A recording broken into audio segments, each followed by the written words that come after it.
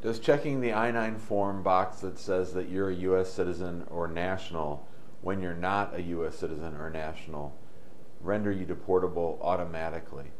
Hi, I'm Jim Hacking, immigration and deportation attorney here in St. Louis, Missouri. The Board of Immigration Appeals recently handed down a decision that talks about what happens when a foreign national claims to be a U.S. citizen or national on an I-9 form. Of course, an I-9 form is the document that's used to track someone's ability to work in the United States at the time they start a new job.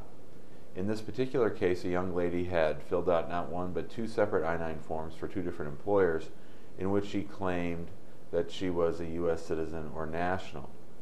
The Department of Homeland Security brought deportation proceedings against this lady, claiming that she had made a false claim of U.S. citizenship trying to obtain the benefit of work by making that claim.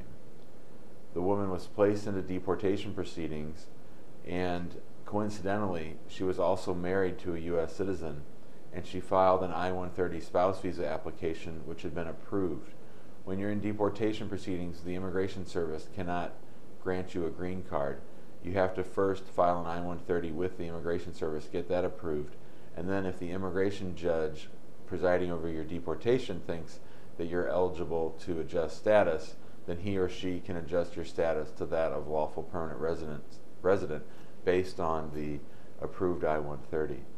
So in this case, the woman claimed that she thought that she might have been a national and that she was confused on what the term national meant.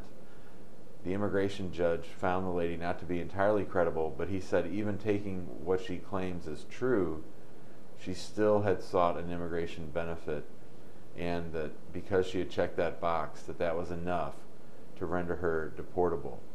The lady filed an appeal, and when you file an appeal from an immigration judge, you go to the Board of Immigration Appeals.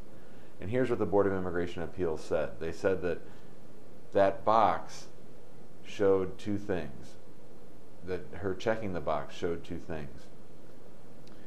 The Department of Homeland Security had the burden of showing that she was removable. That is, they were the ones trying to deport her, and they had to show by clear and convincing evidence that the woman was deportable.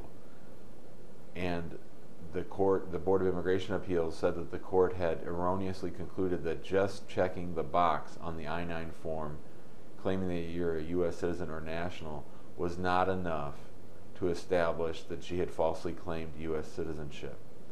The court said that the DHS had not met its burden, and that therefore the immigration judge had erred in concluding that the woman was removable. But the Board of Immigration Appeals said at the same time that it wasn't clear and convincing that she had marked the box and was removable. She also had to show that she was admissible in order to adjust status. That is, it's the immigrant's burden to show that they're admissible for purposes of adjustment of status. And so the court took that same piece of evidence, that same ambiguity about whether or not she knew she was a national, and said that she hadn't met her burden to show that she was admissible and able to adjust status to that of lawful permanent resident. You can see that this stuff is pretty nuanced and that it's pretty complicated. You need to work with a good immigration attorney to sort of flesh these issues out. Perhaps the woman could have laid more of a groundwork to establish that she was a national, or that she thought she was a national, but you can't fault the attorneys for it because it appears that they did everything they could for the woman.